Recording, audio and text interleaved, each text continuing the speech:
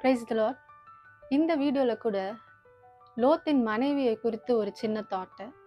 ஆதியாகமம் 19:26 லோத்தின் மனைவி பின்னிட்டு பார்த்து உப்பு தூண் ஆனாள் என்று சொல்லி வேதத்தில் போட்டிருக்கு.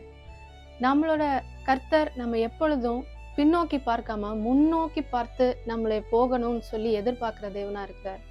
இப்பொழுது இந்த லோத்தின் மனைவி பின்னாக பார்த்து உப்புத்தூண் ஆனபடி நம்மளும் நிறைய நேரத்துல நம்மளுடைய பழைய வாழ்க்கையில நம்ம நேத்து நடந்த காரியமா இருக்கலாம், என்னைக்கோ நடந்த காரியம், பழைய ரொம்ப வருஷத்துக்கு முன்னாடி நடந்த காரியமா இருக்கும், சில காயங்கள், சில டிசப்பாயின்மெண்ட்ஸ், சில ரிக்ரெட்ஸ், நம்ம பண்ண தப்புகள், நம்ம பண்ண சில மிஸ்டேக்ஸ், இதெல்லாத்தையும் நினைச்சு நம்மளைய எமோஷனலா வீக்கெண்ட் பண்ணி நம்மளே டிப்ரெஷன்ல நிறைய விஷயத்துல நம்மளுக்கு அது வேர்பற்றி அது இப்ப ப்ரெசண்டா கர்த்தர் நம்மளை ஆசீர்வதிக்கிறத கூட நம்ம என்ஜாய் பண்ண முடியாத அளவுக்கு, அது நிரந்தரமா சந்தோஷப்பட முடியாத அளவுக்கு இந்த விதமான எமோஷன்ஸ்லாம் நமக்கு தடையா இருக்கு. இதனால லோத்தின் மனைவி எப்படி உப்பு தூண் ஆனாங்களோ அந்த மாதிரி தூணா இல்லாம நம்ம ஒரு ஸ்டாச்சு மாதிரி, ஒரு எமோஷனலா இல்லாம ஒரு சும்மா ஒரு பேருக்கு இருக்கிற மாதிரி நிறைய நேரத்துல நம்ம இருக்கிறத நம்ம நிறைய காரியத்துல நம்ம பாக்குறோம்.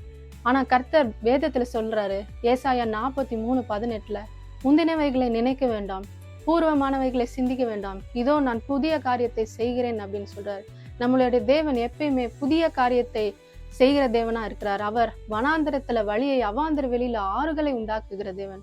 நமக்காக நம்மளுடைய தேவன் புதிய காரியத்தை செய்யும் போது பழையவைகளை நம்ம மறந்துட்டு சந்தோஷமா அவர் காமிக்கிற பாதையில முன்னோக்கி அவர் கரம் பிடித்து நம்ம நடப்போமா, நிச்சயமா நம்மளை ஆசீர்வதித்து நம்மளை சந்தோஷப்படுத்தி சமாதானத்தோடு, நிலையான சமாதானத்தோடு நம்மளை நடத்த வல்லவராய் இருக்கிறார். God bless you.